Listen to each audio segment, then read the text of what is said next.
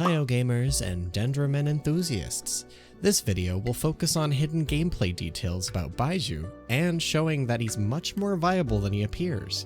I've heard a lot of talk about him being a side grade to Yao Yao and Kirara this or that.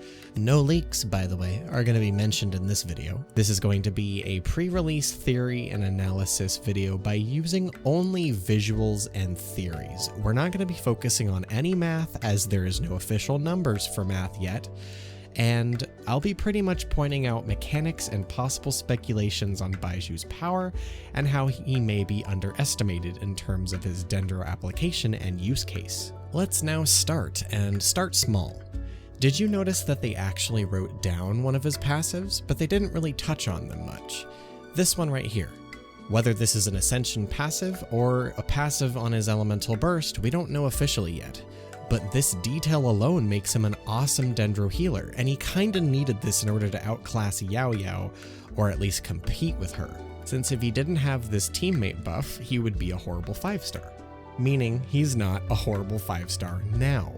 So don't let anyone sway you. Now, let's get into the juicy section that really made me want to make this video in the first place. His Elemental Burst has a lot of mechanics that intrigue me, excite me, and also worry me, but I think most of this is excitement. Let's get into the core mechanics of his Elemental Burst. When using his Elemental Burst, he creates a Dendro Shield that refreshes at set intervals. Right now, it seems to be around 2.5-ish seconds. This means that his shield is much weaker than normal shields. Why is that? Because it's not meant to fully protect against attacks, but actually is really strong against bloom cores. Since it's a Dendro Shield, it absorbs Dendro damage the best. Not only that, but when shields are broken, even when they are weak, they absorb the hit of knockback that a heavy attack would deal to you. So it'll constantly refresh and protect against knockback. Granted, it may not be the best at maintaining that knockback resistance, but it is something. And it's not just like Thoma's smaller shields, it actually heals your character. So even if you take a big chunk of damage, you will heal it right back up, so it's not going to be a huge issue. To further convince you why this shield is not actually super trash, you know a certain annoying enemy that happened to be plaguing a recent Spiral Abyss and future Spiral Abysses to come? The shadowy husk enemies. The ones that counter shields. But the main detail about these guys is that their shield counter mechanic only works if their damage is fully absorbed by the shield. I have footage here of Thoma's weaker shields getting destroyed by these attacks, preventing knockback, and not triggering the Husk's shield counter mode. This is huge, meaning Baizhu is a healer and mitigator of these guys' attacks while not triggering the shield countering attack. It's incredible. And I cannot believe nobody is talking about this. Like, I'm surprised. Here's another thing about Baizhu's Elemental Burst that nobody's talking about. The main two requirements of the Dendro Shield firing a Dendro projectile is when the shield is created or broken. Sure, also reapplied, but created and broken.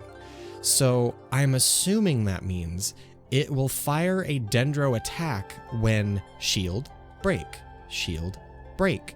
That will turn the two Dendro attacks that we've assumed during shield, shield into 4 with shield, break, shield, break. Granted, there would be some delay when a new shield is generated, but I hope that's how his shield functions, since it would be kind of dumb if it didn't, and for some reason, like, there would be a delay on the Dendro attack too. I just wouldn't see a world where that would be possible, so that is my educated guess. And this mechanic alone, just with the shield being broken firing a projectile, means that he is not meant to be a dedicated Dendro shielder. That will have to come with a future Dendro character. You have to look at Baizhu with healing first and mitigating second, while also being a great mitigator for blooms, you know, because those blooms do hurt no matter if it's bloom, bountiful core, or burgeon. And one final thing to talk about with Baizhu's burst is that what if, despite his Dendro application on his burst seeming strictly single target, I wonder if it'll have a hidden directional property, since it doesn't really make sense, unless it's stylistic, for his shield to spawn the Dendro projectiles in alternating spots from left to right side. So perhaps you can control which enemy the Dendro projectile goes. And it's also pretty fast when you think about this happening close to mid-range. Those things are fast. That was the first thing I commented on when I saw that burst. I was like, oh, I assumed those to be very slow, but those are fast projectiles. So anyway, not only are they pretty fast, but there could be a hidden property where you can control where those projectiles could go. I know it's probably Baizhu copium, but you never know in this case. And it'll be extremely copium to think, oh, what if the projectile targets enemies that have not been targeted before, just like his elemental skill? I think that's complete copium. We'll get to his elemental skill later, but you know, we unfortunately will have to wait and see if there are hidden properties like this. And my personal thing that I want to test is, I wonder if he'll have a co-op shield, since that would be really funny, seeing all these projectiles fire off from each of the shields being broken. I don't think it'll be on multiple characters' shields. I think it would more so be a protection, and then Baizhu will have the Dendro projectile at most, but you know, I can dream. Sometimes they just don't want us to have fun, so I'm keeping my expectations low on that one. At least he'll be a fun co-op healer. Alright, next, let's go back and touch on his normal attacks. Huh. Not funny. His normal attacks are quite unique as a Catalyst user. Most are medium to longer range, and with the exception of Heizo being melee, I think he's sort of between Heizo and somebody like Barbara, who is mid-ranged and very single target. Which, you know, is kinda disappointing, but it's not all that bad. Baizhu actually has a lot more AoE than people think. If you take a look at this clip here, it's more of a wide cone, and it doesn't truly feel like Heizo melee here.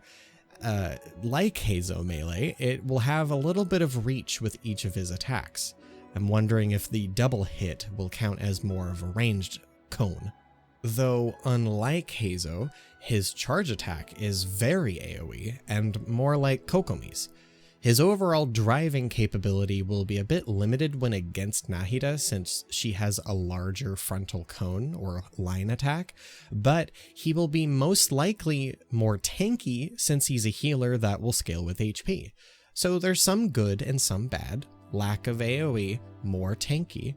So I do wonder what kind of compositions we will use with Baizhu instead of Nahida. And I'll have a future video about that, both pre-release and post-release, so just you wait. Moving on from all of that, we will finally talk about his elemental skill, the Zumi Snake. I love this thing. It's quite interesting too, because if you look here, even when there's no enemies present, it will return and heal Baizhu's party, meaning the healing isn't locked to attacking enemies. That's great. But the thing about it is, notice that it's attacking 3 separate enemies, meaning it's auto-targeting, attacks new enemies on its path. I don't know if it's just new enemies or non-Dendro applied enemies or different enemy than the first where it jumps. I don't know what it is, but I do wonder what it will be like using sacrificial fragments or maybe a constellation adding an extra charge, where maybe it'll attack 6 different enemies because they'll go in different directions or something. We will have to see what his Dendro application is like. You know, that may be real copium to think about, but it's worthy to test. And I think a lot of people are underestimating his elemental skills application. 3 enemies is sort of the minimum I would consider for an AoE requirement. So imagine if you have 3 enemies left, or 3 major enemies like the Magukenki clones, that will be enough to apply Dendro to a technical AoE. So I would say his AoE is lacking in the overall department, unlike Nahida, who's very consistent, but he at least applies Dendro in 3 separate places in a certain instance, meaning he might be extremely useful in Bloom teams with Sacrificial Fragments, since it can refresh upon each of those hits. Thinking about it, that's going to be a lot of nice chances to refresh, and also he'll, explode some blooms and deal some really big damage that way, so who knows? I'm getting ahead of myself here, but I guess one more final thing to talk about for his elemental skill is that it grants particles on the first enemy hit, which is annoying that we have to wait for the particles to get to Baizhu if we need them on him, but it's better than waiting for all 3 enemies, but it's a weird quirk, whatever. But yeah, I guess those are all the details I can surmise from the 3.6 livestream, where they demonstrated Baiju's hidden mechanics. It's just more so things that I saw that may be put into practice and application, and I hope you learned something, especially about his elemental burst, because people are not talking about it in a good way. Like, the burst gives team buffs, it heals, it prevents you from taking a big hit, and then it heals you after. It doesn't trigger husk enemy shield countering mechanics. It does so much, and I'm really worried about keeping up energy for his burst. But I'm going for C6 Baizhu, so I'm not sure if that'll matter, because I'm sure there'll be an energy constellation in there somewhere. So anyway, that'll be it for this video. What did you think? Will you pull for Baizhu anyway, or have you always been pulling for Baizhu? Or will you wait for people to test him out and give results before you decide? Anyway, what I will do is I will be streaming 4 days a week that week and be pulling for his C6 no matter what. And I'll test out all his constellations, pretty much. I will pull for C0R1 and test him out day 1, and then on the C6 pulling day, the next day, I will test out the rest of them. So if you want to see what Baiju's constellation power will be like, officially, that's what I'll do those days. And feel free to come to Twitch so you can see my devolving of DPS Baizhu no matter what, where I will just make him a DPS. So either way, I think it'll be fun. I'll be testing out a bunch of teams and stuff too, and stay tuned for future videos about Baizhu or Kave, as I will be talking about some fun little team video ideas and speculations in the pre and post release. So stick around for that, and if you liked this video, give it a like and subscribe for more content like this, because I'm a husbando lover like you, and I know you. I know what you are.